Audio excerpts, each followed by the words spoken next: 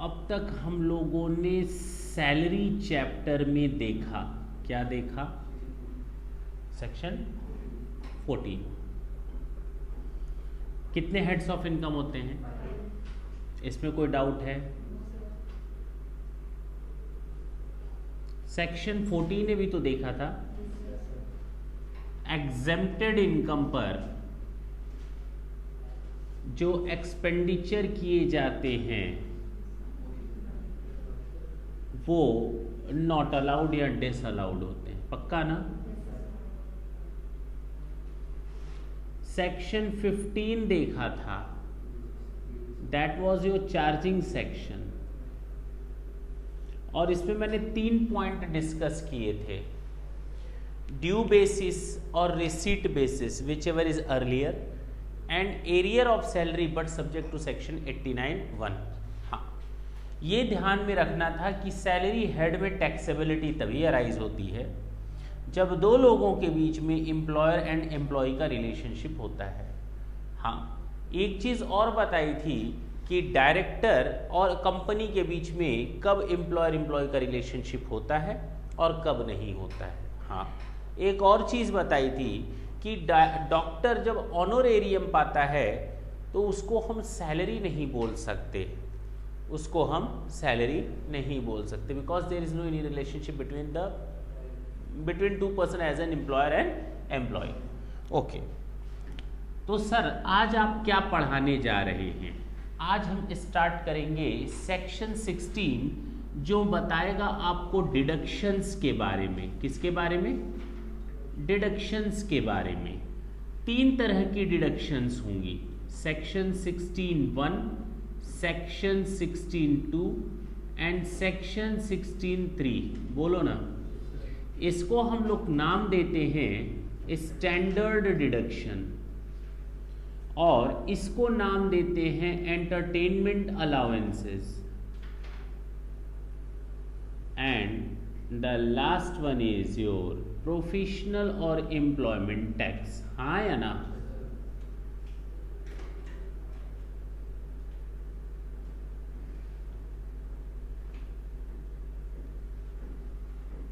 सबसे पहले हम बात करेंगे स्टैंडर्ड डिडक्शन की, और एक खुशखबरी है वो ये कि ये सेक्शन डिलीट हो चुका है। It is of no use to do the study of standard deduction. Clear? ये सेक्शन 16(1) अब डिलीट हो चुका है, खत्म हो चुका है। अब हम किस सेक्शन की बात करेंगे? हमने ये बताया था कि कोई भी अमाउंट जो हमारी इनकम में एडेड है उसी का तो डिडक्शन मिलता है। ये मैंने पहले भी बताया है। अगर कोई अमाउंट हमारी इनकम में एडेड है, एडिशन में है, तो हम उसका डिडक्शन देते हैं। एम्प्लॉयर एम्प्लॉय को कुछ भी दे दे, एम्प्लॉयर एम्प्लॉय को कुछ भी दे दे, वो सब सैलरी हेड में टैक्सेबल होता है। एम्प्लॉयर से एम्प्लॉय को जो कुछ भी मिलेगा वो सब सैलरी हेड में टैक्सेबल होगा, सारा। एवन अगर गिफ्ट भी मिलेगा ना एम्प्लॉयर से, अदर सोर्सेज में नहीं जाएगा, सैलरी मिल जाएगा। तो अगर कोई चीज एडेड है उसकी डिडक्शन मिलती है। एम्प्लॉयर ने अपने एम्प्लॉय को एंटरटेनमेंट अलाउंसेस दिया, एक एम्प्लॉयर ने अपने एम्प्लॉय को एंटरटेनमेंट अलाउंसेस दिया, तो सबसे पहले एम्प्लॉय की टोटल सैलरी में ऐड कर लो। यानी वो अमाउंट टोटल सैलरी का पहले तो हिस्सा बनेगा, जिसको हम कहेंगे ग्रॉस सैलरी, जिसको हम नाम देंगे, यानी this one is already added in the total salary of the employee. After that employee will get the deduction there of. कितना? प्रॉब्लम ये आती है, किसको प्रॉब्लम ये आती है? तो हम बात करेंगे एंटरटेनमेंट अलाउंसेस की, सेक्शन 16(2).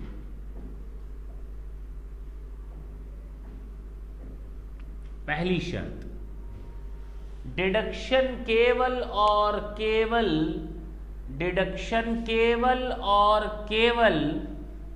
गवर्नमेंट एम्प्लॉय को मिलती है।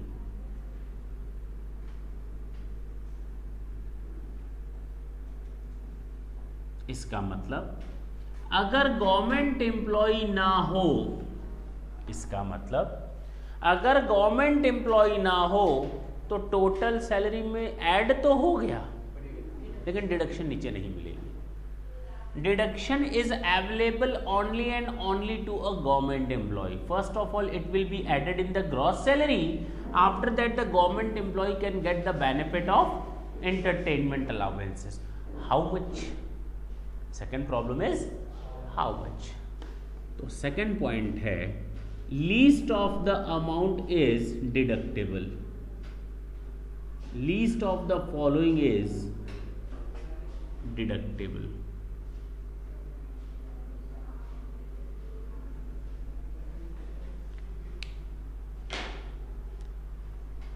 पहला actual amount of entertainment allowances जितना मिला है 1/5 ऑफ बेसिक सैलरी, जिसको हम 20% भी बोल सकते हैं, नहीं बोल सकते, और ₹5,000 not per month in totality. 4 महीने, 6 महीने, 7 महीने, 8 महीने, 9 महीने, 10 महीने, 11 महीने, 12 महीने, कोई मतलब नहीं पड़ता। In totality will get the benefit of ₹5,000 max.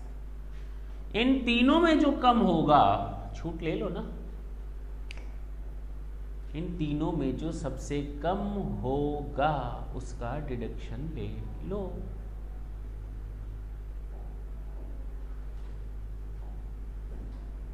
अगर अब मैं पूछूं कि बाबू जरा डिडक्शन से बताओ सेक्शन 16(1) एंड सेक्शन 16(2) में, तो easily you will tell that sir section 16(1) has already been eliminated and the section 16(2) tells us about entertainment allowances, and this one deduction can be availed only and only by a government employee, and least of the following is deductible. Actual amount 1/5 of basic salary and ₹5,000 max. That's it. क्या दिक्कत आई? कोई problem है? Section 16(3) section 16(3) professional tax और employment tax.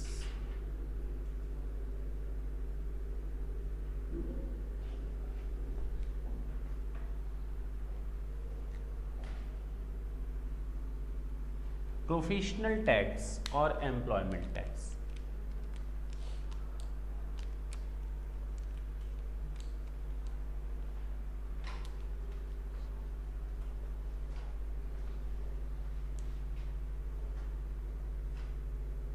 ये professional tax और employment tax क्या है? मैं सीए हूं, मुझे एक कंपनी ने, मजाक कर रहा हूँ, मैं सीए नहीं हूँ फिलहाल, ठीक है ना, मेरा फाइनल अभी 2 साल से नहीं निकल रहा, निकल जाएगा इस साल। करिए हाँ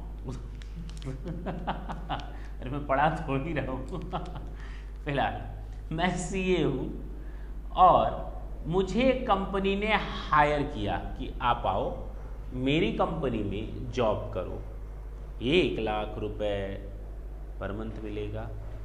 मैंने कहा ठीक है। मैं उस कंपनी में जॉब करने गया क्योंकि सीए की वांट या वैकेंसी निकली थी and I was hired.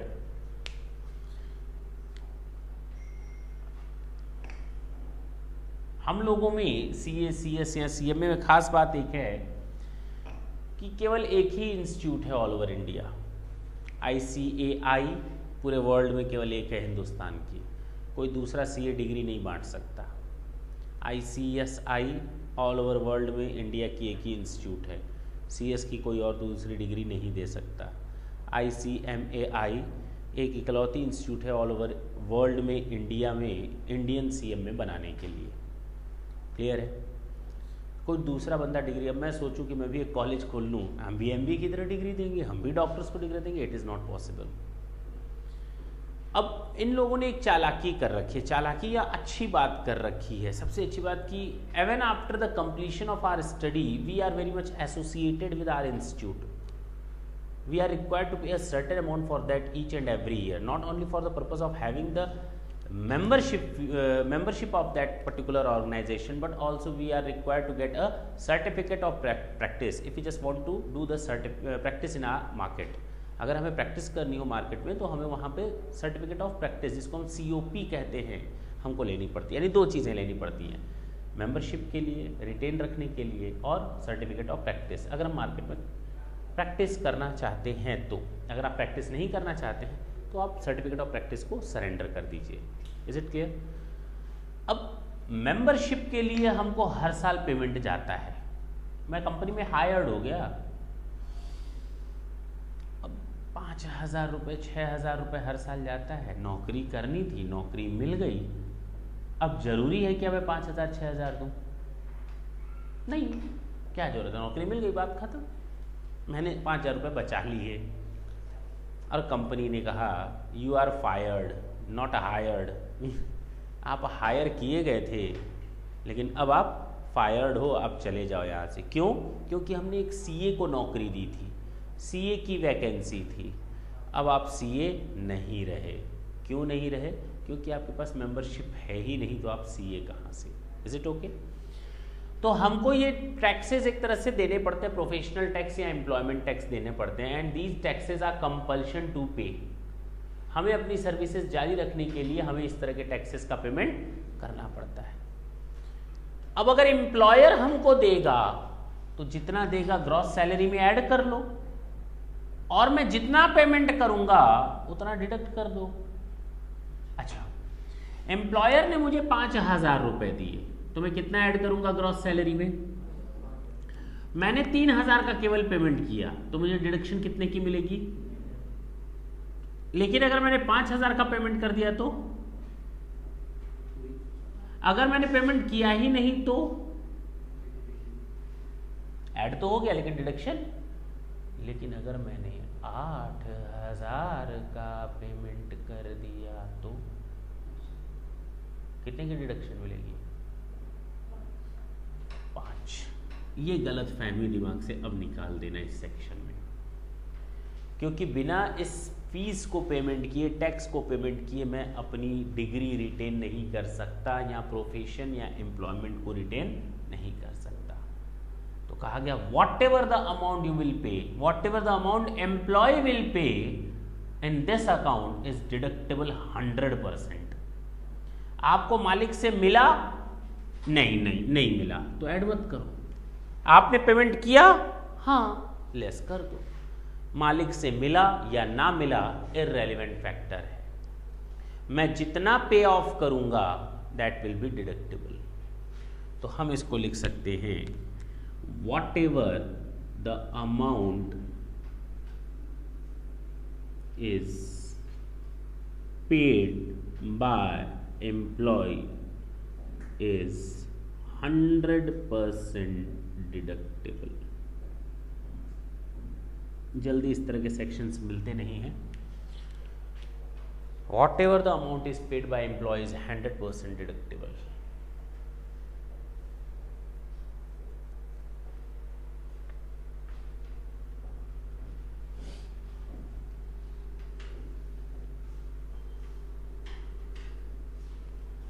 Sir एक एग्जाम्पल करवा दीजिए।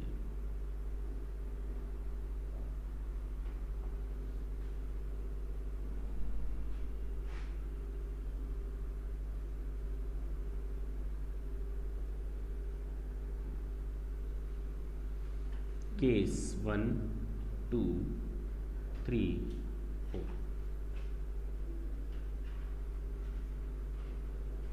Amount from employer 0 5,000 5,000 and 5,000 amount paid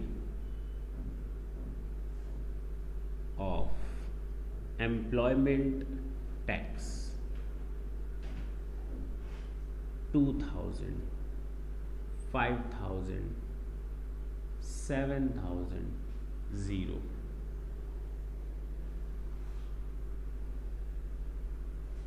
अब दो चीज बताइए, इधर देखो। पहली,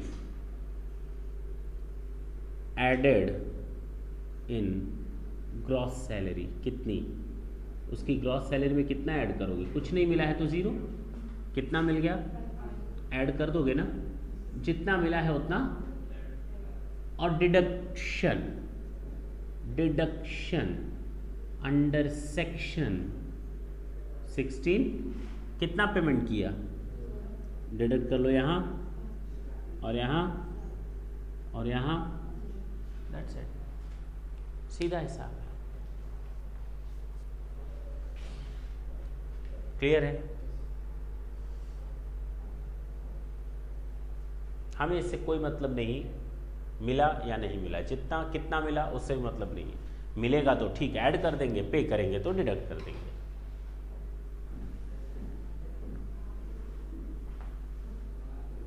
हटा रहे हैं।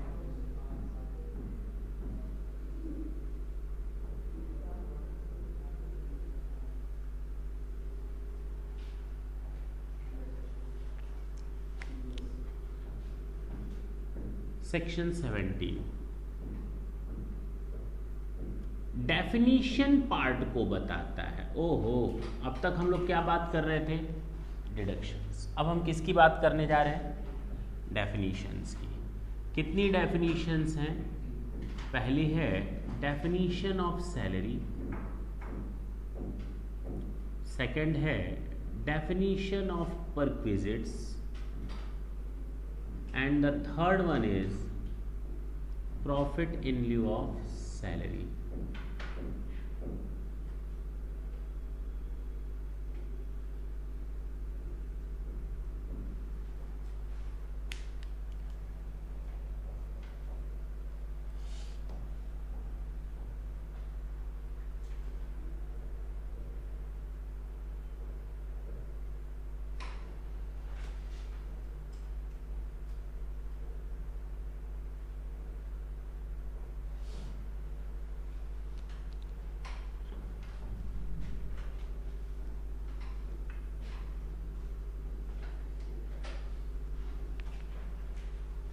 हम जो डेफिनीशन देखने जा रहे हैं वो किसकी देखने जा रहे हैं?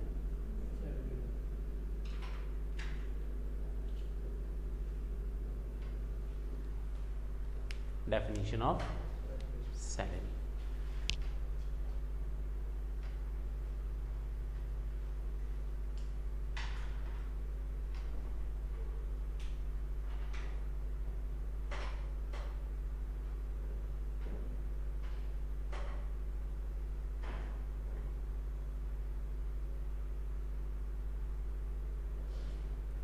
क्या है इस डेफिनीशन में?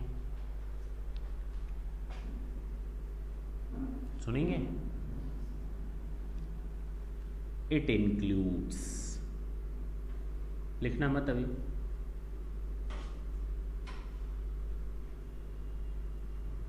Basic salary. क्या?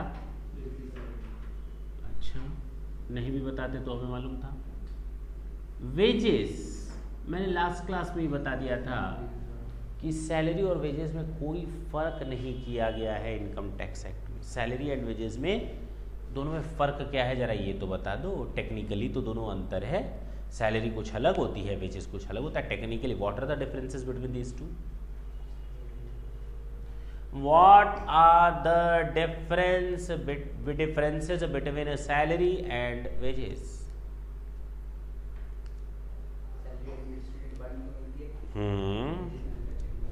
बहुत बढ़िया, और काफ़ी हद तक सही है, लेकिन अभी आप वहाँ तक नहीं पहुँच पाए। और मैं बोलूँ,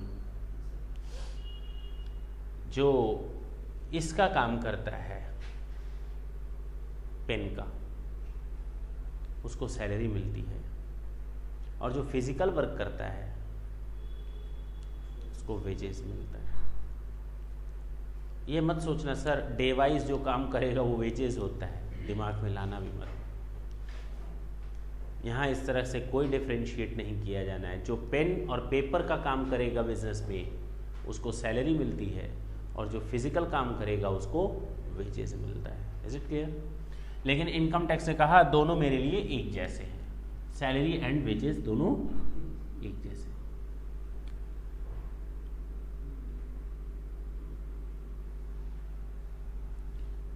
basic salary, wages, annuity, pension, gratuity, provident fund, leave encashment,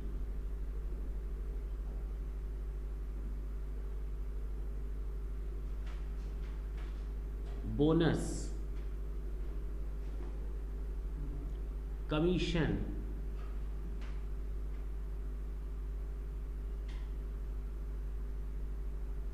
advance salary,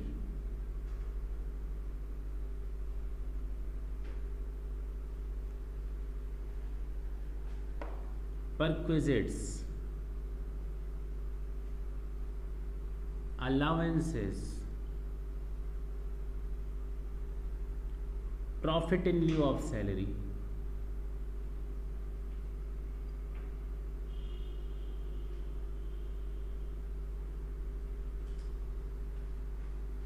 and section 80 CCD।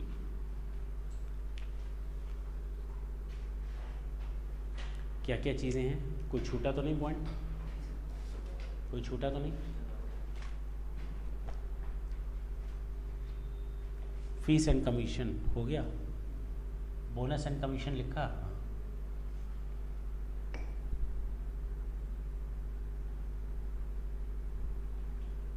ठीक, कोई दिक्कत है? Basic salary, wages, annuity, pension, gratuity, provident fund, leave encashment, profit in lieu of salary, advance salary, bonus, commission, perquisites, allowances and section 80 CCD। Clear? इतनी चीज़ें शामिल होती हैं हमारी।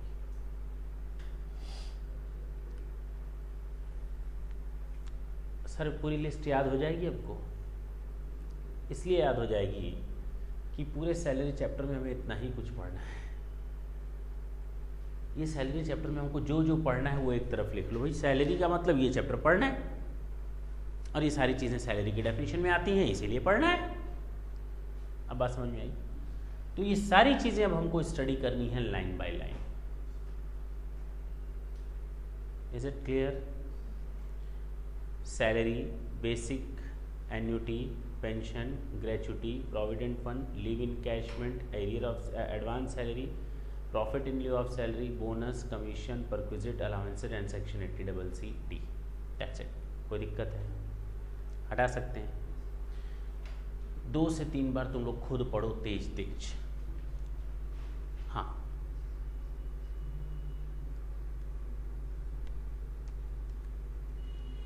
पूछेंगे अभी सबसे।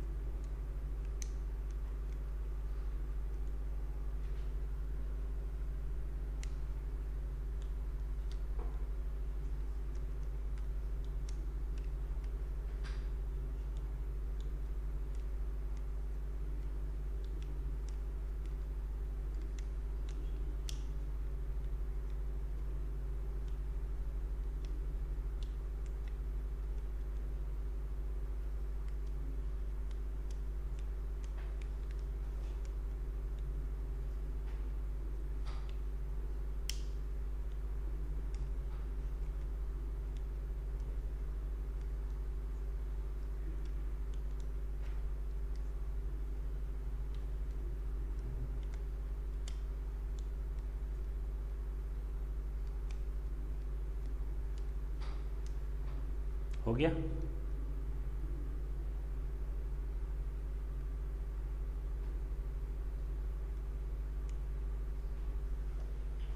अब तक आप लोगों ने सेक्शन 14 देखा, they are 5 heads of income, salary, wage, salary, house property, PGBP, capital gain and other sources. Section 14 ये देखा, if there is any income which is exempt from tax then the related expenditures are not allowed.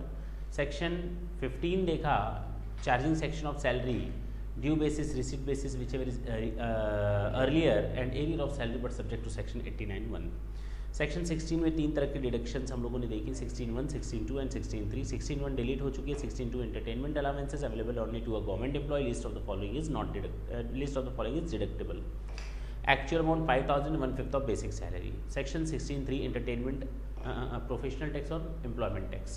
Whatever the amount is paid or payable by the employee on this account is deductible at all.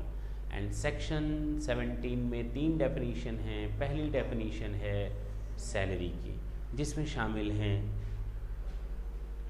ये सारे point: basic salary, wages, annuity, pension, gratuity, provident fund, leave encashment, arrear of advance salary, profit in lieu of salary, bonus, commission, perquisites, allowances and CCD. Clear? Section 17(2) की बात करते हैं।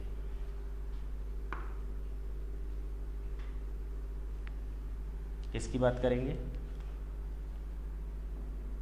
Section 17(2) definition of what perquisites, Hindi में इसे कहते हैं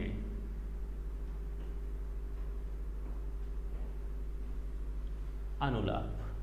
perquisites। Sir क्या हैं ये perquisites? जरा ढंग से देखेंगे perquisites का मतलब क्या है।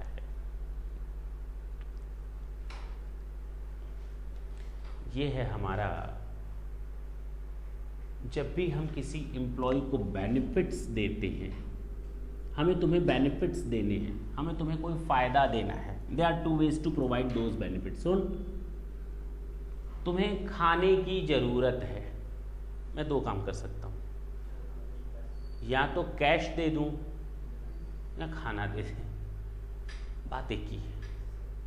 तो benefits can be provided in 2 different ways: monetary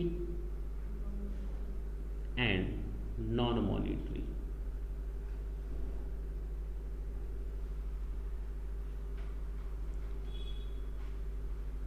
इसको हम कहते हैं perquisites और इसे हम कहते हैं allowances। Soon low, normally not in cash but in kind बोल सकते हो। और मैंने वर्ड यूज किया है कौन सा? इसका मतलब क्या कोई ऐसा केस भी है सर जी कि हम कैश में दें और वो परक्विजिट हो जाए? आएगा, एक केस आएगा और मैं उसके बारे में आपको अच्छी तरह से बताऊंगा कि जाएगा कैश, लेकिन उसको माना क्या जाएगा? परक्विजिट्स, नॉन मॉनेटरी देखा जाएगा। क्लियर है? सर कुछ एग्जाम्पल तो दे दीजिए, कुछ एग्जाम्पल्स दे दीजिए। तुम्हें घर की जरूरत है, मैं तुम्हें हाउस रेंट अलाउंसेस दे दूं, क्या दे दूं? या मैं तुम्हें रेंट फ्री अकोमोडेशन दे दूं, घर दे दूं? बोलते क्यों नहीं? मैं दोनों नहीं दे सकता तुमको, मना करोगे? दोनों दे दूं? ऐसी कौन सी बात होती है? घर भी दोगे, कैश भी दोगे, ये कौन सी बात होती है? नहीं दे सकते। आप 2 में से किसी एक चीज में जाएंगे।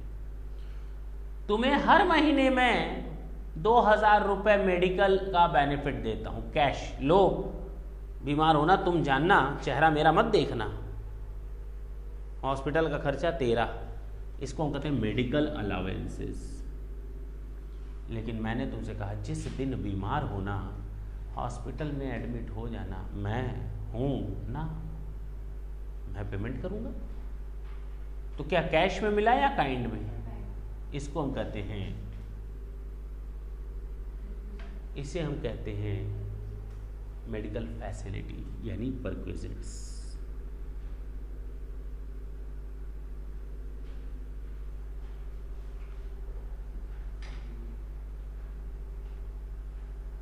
आपके बच्चों को पढ़ाना है, भाई एम्प्लॉय के बच्चे हैं, पढ़ना जरूरी है। हमसे तुम सैलरी में बढ़ा करके ले लो अपने बच्चों को पढ़ाने के लिए, जिसको हम कहेंगे एजुकेशन अलाउंसेस। क्या बोलेंगे? एक काम कर, उस कॉलेज में बच्चों का एडमिशन करा, फीस मैं देख लूँगा। इसको हम कहते हैं एजुकेशन फैसिलिटी। क्या बोलते हैं? लिखना मत, ये सब चलेगा, चिंता मत करना। नहीं समझ में आई बात? दोनों तो देंगे नहीं, ये लो कॉलेज में बच्चों के लिए फीस और कॉलेज की फीस मैं दूंगा, ये कौन सी बात होती है? दोनों चीज़ें मैं नहीं दूंगा, कोई एक, दो के बीच में सिलेक्शन करना है, ठीक है ना? हटा सकते हैं। परक्विजिट्स की डेफिनेशन देखते हैं हम लोग। किसकी डेफिनेशन?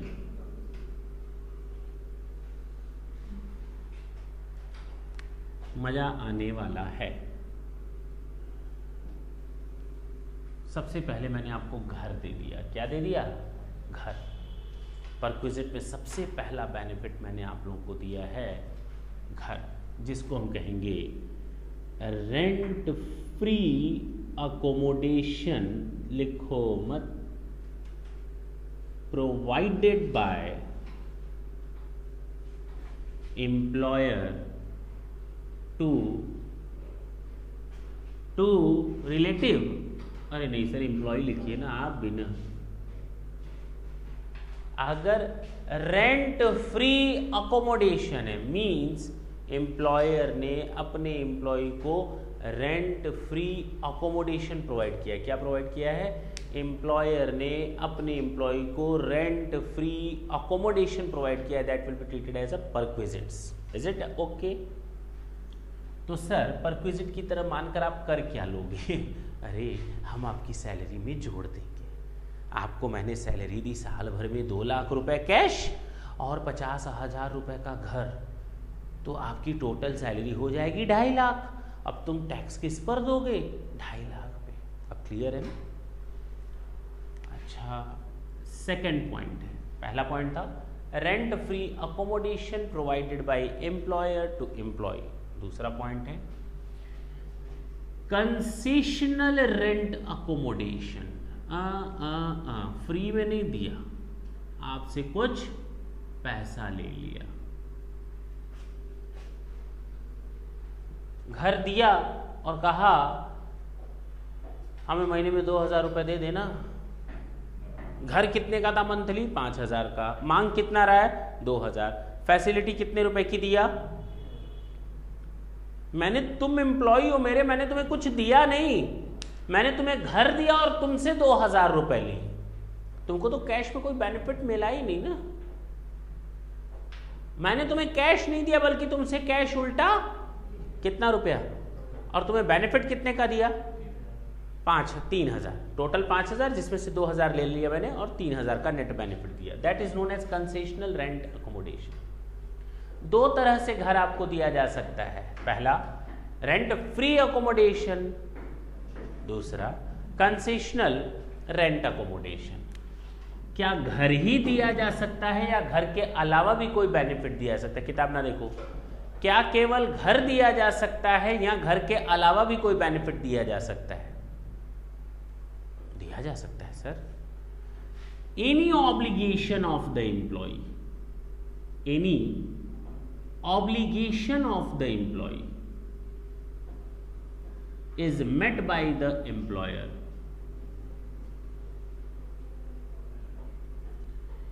आपकी जिम्मेदारी है अपने बच्चों की फीस जमा करो। मैंने ले ली जिम्मेदारी। आपकी जिम्मेदारी है कि आपके घर में कोई सर्वेंट लगा हुआ है तो उसकी सैलरी दो। मैंने ले ली जिम्मेदारी। आपकी जिम्मेदारी है कि अपनी एलपीजी गैस खुद के पैसों से खरीदो। मैंने ले ली जिम्मेदारी।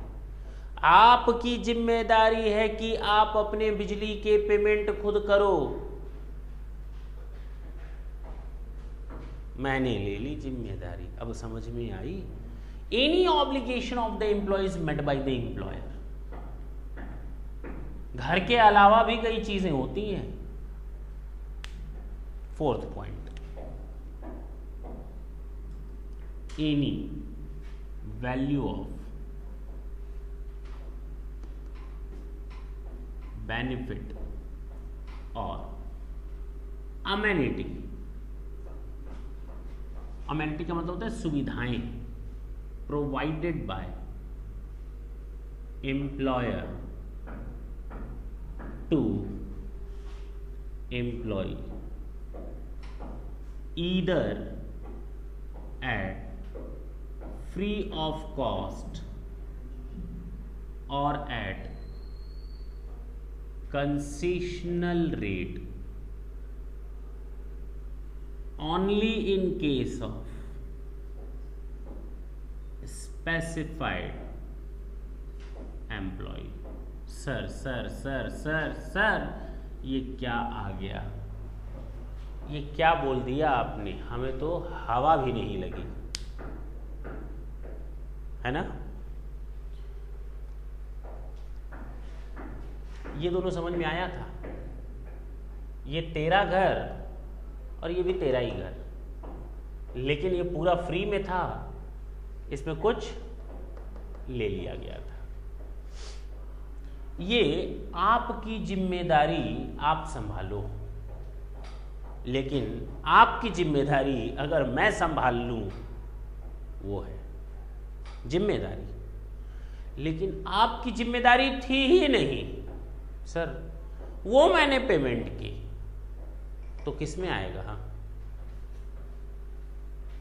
घर के अलावा भी कई चीजें होती हैं, उस पे कुछ आपकी जिम्मेदारियां हैं, कुछ आपकी जिम्मेदारियां नहीं हैं। सर ऐसी कौन सी बात है कि कोई मेरी जिम्मेदारी नहीं है?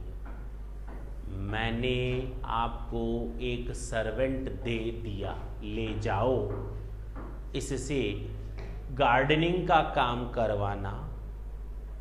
सर्वेंट किसने दिया? तुमने रखा था या मैंने दिया? हमने दिया था, एम्प्लॉयर ने। अब महीने के लास्ट में सैलरी वो किससे मांगेगा? तुमसे या मुझसे? हमसे क्यों मांगेगा? काम तो तुम्हारे यहाँ कर रहा है, लेकिन रखा तो मैंने। दैट वॉज नॉट योर जिम्मेदारी और obligation, that was the facility which I have provided to you, but that is mine obligation. भाई तुमने अपने यहां एम्प्लॉय रखा, डोमेस्टिक सर्वेंट रखा, उसको सैलरी देने की जिम्मेदारी किसकी? हमारी। अपने घर में नौकर रखो तुम और जिम्मेदारी मेरी, ऐसे कौन सी बात होती है भाई? जिम्मेदारी तुम्हारी है, मेरे कैसी हो सकती है भाई? तुमने अपने यहां नौकर रखा, मेरी जिम्मेदारी हो जाएगी? तो तुम्हारी जिम्मेदारी है, और उस जिम्मेदारी को अगर मैंने पेमेंट किया तो वो इसमें जाएगा। लेकिन मैंने तुम्हें नौकर दे दिया तो क्या तुम्हारी जिम्मेदारी है? लेकिन फायदा तो उठा रहे हो, उसका पेमेंट कौन करेगा? मैं। वो किस में आएगा? अब क्लियर हुआ? दोनों में फर्क समझ में आया? ये आपकी जिम्मेदारी थी, मैं पेमेंट कर रहा था। ये मैंने आपको सुविधा दी और मैं पेमेंट कर रहा हूं। दोनों में फर्क क्लियर है? और ये किस केस में टैक्सेबल होता है? केवल और केवल स्पेसिफाइड एम्प्लॉय के केस में टैक्सेबल होता है। पॉइंट नंबर 5 की बात करते हैं। समझ में आई बात? डिस्कस करेंगे, अभी ये ऐसे नहीं खत्म होगा। इन टोटालिटी 3 क्लासेस चलेंगी इन 7-8 पॉइंट पर। कितनी? 8 पॉइंट्स पर। और सबसे बड़ा टॉपिक यही है आपके बुक में, परक्विजिट्स। जैसे ही परक्विजिट्स खत्म हुआ समझ लो 70% चैप्टर से बना। ज़्यादा नहीं है, लेकिन हाँ मज़ा आएगा। मैंने पहला बोला rent free accommodation, concessional rent accommodation, the value of any obligation of the employee is met by the employer, any benefit और amenity provided by the employer to the employee either at free of cost और at concessional rate only in the case of specified employee. Last 5th sorry, any sum paid to get an assurance of life of employee। आपका insurance मैंने कराया, आपका insurance मैंने कराया है ना perquisites? अरे बोलना।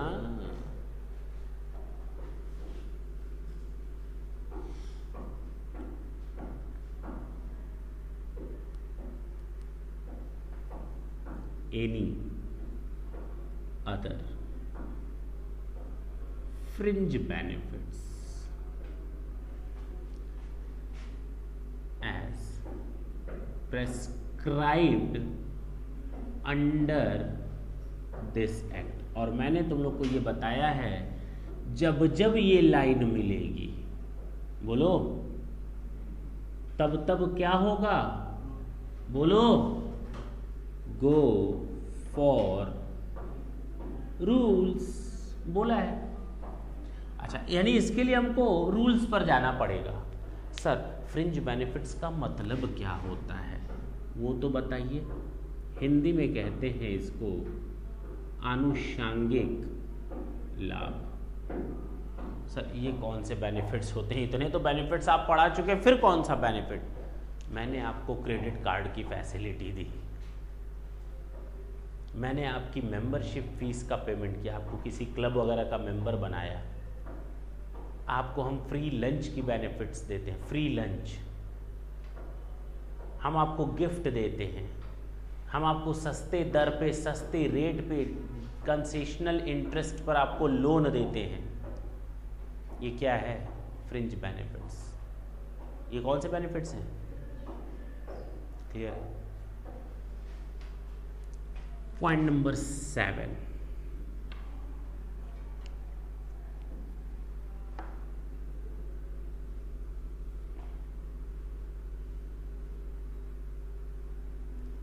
shares allotted to employees either free or at concession under ESOS यानी employee stock option plan. Under employees stock option plan या स्कीम और स्वेट इक्विटी शेयर्स। अब आप कंपनी में काम करते हो, कंपनी अपनी भी तो लगनी चाहिए। सारी मेहनत करो और जितना बेनिफिट कमाऊंगा शेयर होल्डर ले जाएंगे। काम तुम, मेहनत तुम, दिन भर मरो तुम, फायदा कमाए कंपनी और उस फायदे को ले जाए शेयर होल्डर घर पे बैठे बैठे। कितनी अजीब बात है। क्यों ना तुम कंपनी में शेयर होल्डर बन जाओ। एक काम करते हैं, तुम्हें सस्ते दर पे या फ्री में शेयर्स दे देते हैं। अब तुम्हें लगेगा कि तुम दूसरे के लिए मेहनत नहीं कर रहे, you are working for your own self. Is it okay? तो सस्ते दाम पर देना या फ्री में देना, वो भी क्या है? परक्विजिट्स, नॉन मॉनेटरी बेनिफिट्स है। लास्ट पॉइंट नंबर 8, क्या है ये point number 8? Any sum paid by employer on account of superannuation fund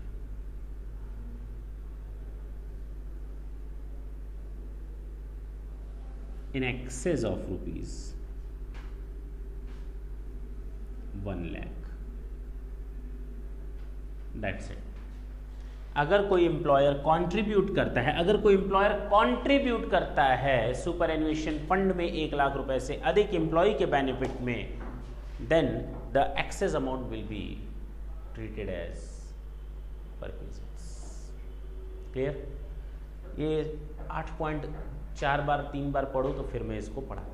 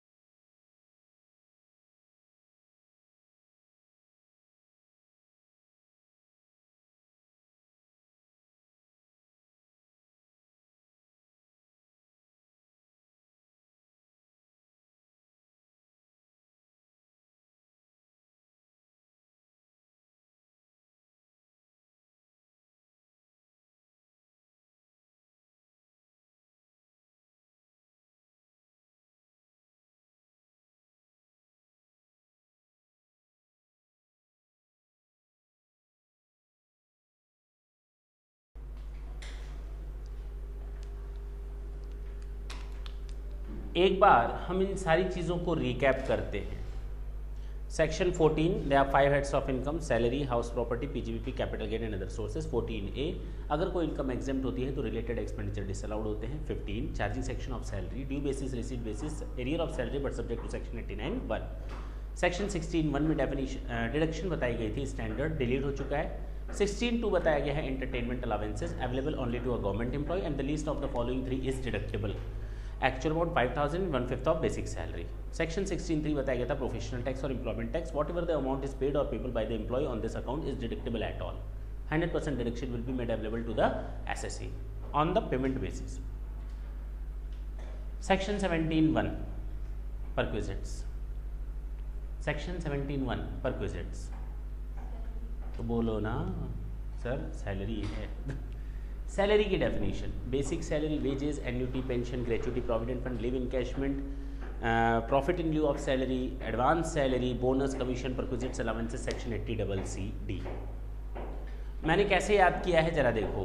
basic salary के साथ वेजेस जोड़ा, एन्युटी के साथ पेंशन जोड़ा, बोनस के साथ कमीशन जोड़ा, परक्विजिट्स के साथ अलाउंसेस जोड़ा। एडवांस सैलरी और profit in lieu of salary अलग अलग खड़े हैं, दोनों कॉर्नर की सीट्स हैं साइड साइड में, और लास्ट है तुम्हारा section 80CC(D). Is it okay? सीधा ऐसा बन गया। Section 17(2) definition of perquisites, non monetary benefits दिया जाता है। In totality they are 8 points. How many?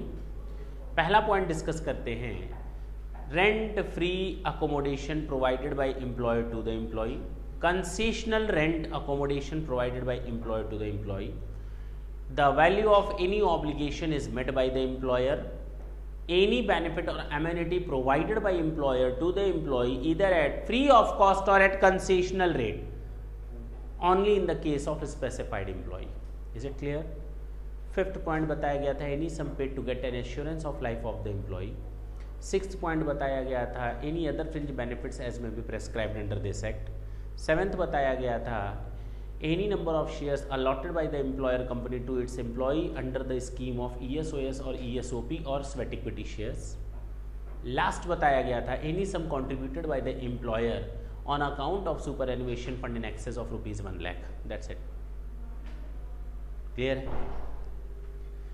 पक्की बात है। अब जो हम बात करेंगे, सर ये खत्म हो गया क्या? ना बेटा, अभी तो कहानी शुरू भी नहीं हुई है। अभी तो हर एक चीज़ को हम लोग को डिस्क्राइब करना है। एक क्लास तो लगभग इन 2-3 पॉइंट में ही ले लेगी, एक ये 2 क्लास इन तीनों पॉइंट में, यानी कि 3 क्लासेस चलेंगी लगभग परक्विजिट्स को। 2.5 से 3 क्लासेस चलेंगी हमारी परक्विजिट्स पर, देखा जाएगा। फिलहाल आते हैं, आज हम बात करेंगे सेक्शन 17(3) की। एक बार पहले नॉलेज तो हो जाए कि इस चैप्टर में है क्या क्या। सेक्शन 17(3) की बात करते हैं। किस चीज की डेफिनेशन है ये? Profit in lieu of salary, Hindi में कहते हैं इसको वेतन के स्थान पर लाभ। बेसिकली हम आपको सैलरी नहीं दे रहे, बेसिकली हम आपको सैलरी नहीं दे रहे, उसके बजाय हम आपको कोई बेनिफिट दे रहे। बेसिकली हम आपको कोई अमाउंट ऑफ सैलरी नहीं दे रहे, उसके बजाय कोई बेनिफिट दे रहे हैं। एम्प्लॉयर से एम्प्लॉय को कुछ भी मिलेगा, मैं पहले ही 50 बार बोल चुका हूं, that will be charge to tax under the head salary. अब चाहे वो टर्म्स कंडीशन में हो चाहे ना हो, चाहे वो सैलरी के बेसिस पर मिले चाहे अदर देन सैलरी के बेसिस पर मिले। 3 पॉइंट्स कवर होते हैं इसमें, 3 पॉइंट्स कवर होते हैं इसमें। पहला,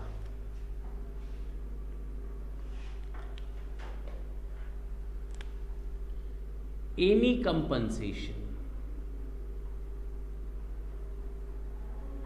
due to or received by any employee, received by any employee from its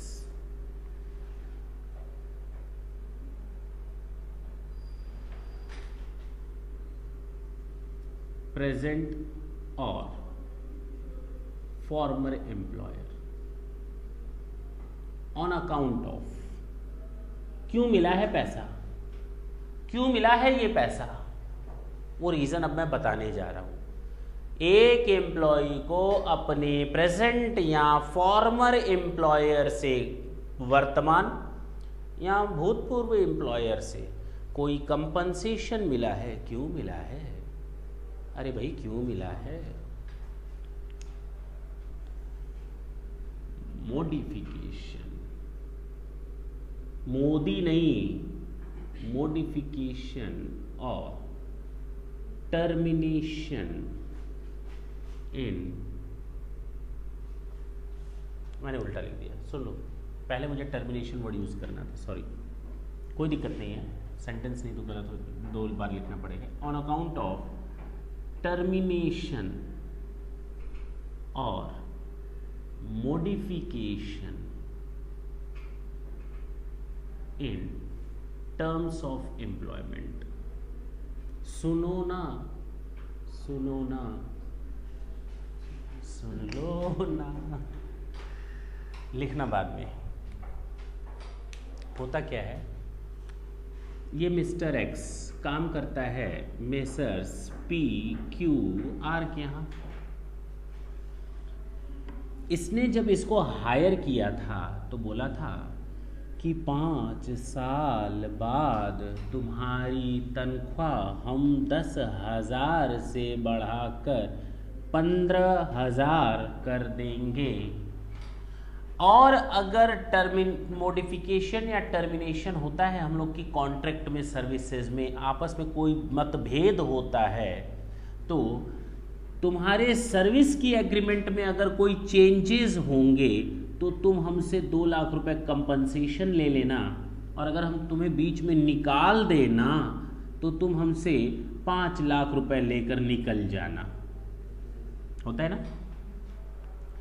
5 साल बाद मिस्टर एक्स गया मालिक ने कहा बोल, आप शायद भूल गए। मालिक ने कहा क्या भूल गए, याद तो दिलाओ। उसने कहा आज 5 साल पूरे हो गए, और ये वो पत्र है जब हम लोग के बीच में एग्रीमेंट हुआ था और आपने साइन करके कहा था कि आज आपकी सैलरी 10,000 से 15,000 हो जाएगी। मैंने कहा बैठा। मैंने कहा तुझे अच्छी तरह मालूम है इस समय पूरे वर्ल्ड की इकोनॉमी रेसेशन में चल रही है, लोगों को काम से निकाला जा रहा है, एक काम कर तू भी निकल जा। अब उसके पैरों तले जमीन खिसक गई। उसने कहा मालिक ऐसा तो ना बोलो। तो उसने कहा ठीक, कहा मत बढ़ाओ, तनख्वाह मत बढ़ाओ, हम 10,000 पे करने को तैयार हैं, जाएं। मैंने कहा जाएं कैसे, 8,000 पे काम करना है तो कर, नहीं तो यहाँ से निकल। तो उसने कहा ठीक है, 8,000 आप हमको 2 लाख दे दीजिए। कहेगा ठीक नहीं है, हमको आप 5 लाख दीजिए, मैं काम छोड़ करके जा रहा हूँ। अब बात समझ में आई। लेकिन ये दोनों कंपनसेशन किस बेसिस पर मिले, ड्यू टू द टर्मिनेशन और modification in terms of employment. या तो उसको एम्प्लॉयमेंट में से निकाल दिया गया, या तो उसके एम्प्लॉयमेंट की शर्तों में चेंजेस लाया गया। Is it clear now. तो आखिर जाएगा कहाँ, सैलरी में। सैलरी तो नहीं मिल रही, लेकिन सैलरी के बदले कुछ लाभ मिल रहा है। That's why it is known as profit in lieu of. Point number 2,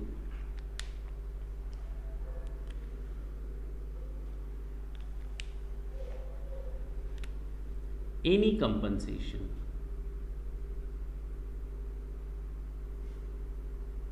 due to और received bye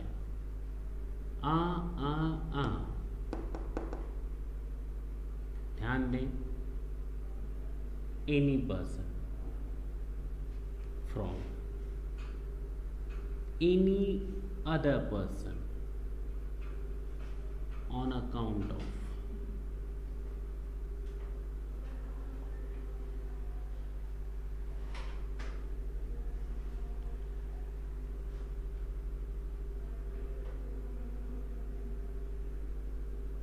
before joining of the employment और after cessation of the employment. Sir आप भी कभी ना कभी उल्टी सीधी चीजें लिखते रहते हैं जो समझ में आती नहीं।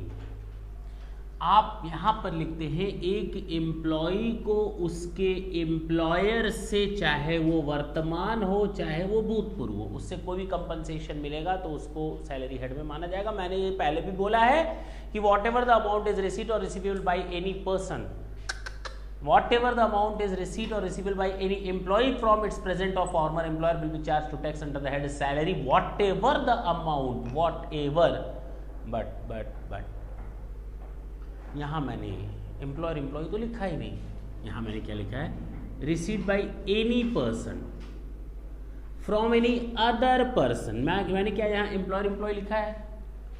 नहीं लिखा। क्यों नहीं लिखा? क्या इसके पहले कभी आपने देखा है कि किसी एम्प्लॉय को सैलरी उस समय की मिल रही है जब वो एम्प्लॉय था नहीं? जब वो एम्प्लॉय था नहीं तो एम्प्लॉयर एम्प्लॉय का रिलेशनशिप था नहीं। क्या इसके पहले कभी तुमने देखा या सोचा है कि किसी एम्प्लॉय को सैलरी मिल रही है उस ड्यूरेशन की जब उसको निकाला जा चुका है? आफ्टर सेसेशन या बिफोर ज्वाइनिंग? ये तो समझ में आता है, after joining and before cessation तो समझ में आता है, ये तो सैलरी एम्प्लॉयर एम्प्लॉय का रिलेशनशिप है। But here no any relationship was existed between two persons as an employer employee, but instead of that we are just going to consider it under the head of salary by. जरा ढंग से सुनो एक कहानी, और ये कहानी सत्य घटनाओं पर आधारित है, जिसके पात्र हैं मुलायम सिंह यादव और मायावती। बताएं, ये मेरे समय की घटना है। अब उसका इससे क्या लेना देना, I am just going to tell you a story, that's it, ताकि एक कंसेप्ट आपको समझ में आए। अब 99 की बात है, 2000 या 2001 एग्जैक्ट याद नहीं है, कुछ उसी समय का दौर था जब मुलायम सिंह यादव मुख्यमंत्री थे यूपी के। उन्होंने एक वांट निकाली, समूह ग की परीक्षा, सी कैटेगरी की निकाली और लोगों को आओ ज्वाइन करो, एग्ज़ाम दो। लोग आए, एग्ज़ाम दिए, क्वालिफाई कर गए। अब वो वेट कर रहे थे, इंटरव्यू हुआ, बस अपने अपॉइंटमेंट लेटर का वेट कर रहे थे। तब तक चुनाव की घंटियां बजी और मुलायम सिंह यादव मुख्यमंत्री नहीं रहे। अब मायावती आ गई और आते ही उसने सबसे पहले कहा, हट जाओ तुम लोग रास्ते से। जितनी भी उसने अपॉइंटमेंट की हैं सब कैंसिल। सब दौड़े दौड़े सुप्रीम कोर्ट गए, और सुप्रीम कोर्ट है कि तुरंत तो डिसीजन देगा नहीं। 8 साल लग गए। कितने साल? और लोग 8 सालों तक घर पे खाना खाएंगे नहीं। क्यों? नौकरी करेंगे नहीं, शादी करेंगे नहीं, दूसरी जगह जाएंगे नहीं, सब जहाँ थे। जब तक डिसीजन नहीं आएगा ना, मैं काम नहीं करूँगा। ऐसे तो होता नहीं। घर चलाना है तो नौकरी करनी है। अब 100 लोग थे तो 100 में से 60 लोगों ने या तो दूसरी नौकरियाँ ज्वाइन कर ली या किसी दूसरे बिजनेस में इन्वॉल्व हो गए, कुछ भी हुआ। हाँ या ना?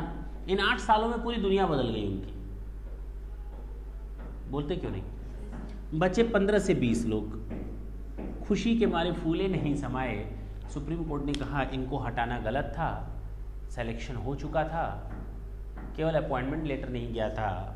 मायावती जी, इनको 8 साल का पेमेंट दीजिए। अब जो जहां लग चुका है वो वहां छोड़ करके आएगा नहीं। अच्छा, अब बताओ क्या करें? क्या जो लोग ज्वाइन करने जा रहे हैं, अब जिनको 8 साल का अमाउंट मिल रहा है, क्या वो सैलरी है? तुम बोलोगे हाँ सैलरी ही है एक तरह से, लेकिन उन 2 लोगों के बीच में उन 8 सालों में एम्प्लॉयर एम्प्लॉय का रिलेशनशिप नहीं था। इसीलिए मैंने वर्ड यूज किया, received by any person from any other person. Employer employee नहीं लिखा, क्योंकि उस समय का पैसा मिल रहा है जब दोनों के बीच में एम्प्लॉयर एम्प्लॉय का रिलेशनशिप नहीं था। बावजूद इसके दूसरा, आफ्टर सेसेशन तुमको निकाल दिया गया, तुम सरकारी नौकरी में हो, तुमको जबरदस्ती निकाल दिया गया, जाओ यू आर फायर्ड। अब तुम सुप्रीम कोर्ट चले गए गुहार लगाते हुए, मालिक गलत तरीके से निकाला, 8 साल बाद केस आता है, नहीं गलत बात है, गलत तरीके से निकाले हो, वापस इसको रिज्वाइन करवाओ। तो उन 8 सालों में जब तुम एक्सपेल किए गए थे उस समय की सैलरी मिल रही है, क्या दोनों के बीच में एम्प्लॉयर एम्प्लॉय का रिलेशनशिप था? नहीं, बावजूद उसके वो पेमेंट मिल रहा है ना, दैट्स वाई। ये दोनों पॉइंट हमारे कवर होते हैं पॉइंट नंबर 2 में। Is it clear? बोलते क्यों नहीं भाई? And the last point number 3,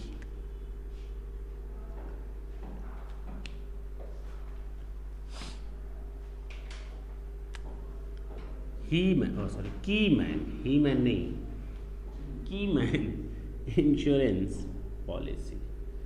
इसके बारे में हम नेक्स्ट क्लास में डिस्कस करेंगे। बस मैं एक बात बता दूं, कीमैन का मतलब होता है ऐसा आदमी जिसके हाथ में क्या हो? चाबी हो। तो तुम्हारे हाथ में भी चाबी है, तुम कीवीमैन हो। मेरे हाथ में भी चाबी है, कीमैन हूं, हर कोई कीमैन है, यहां ऐसा मतलब नहीं है।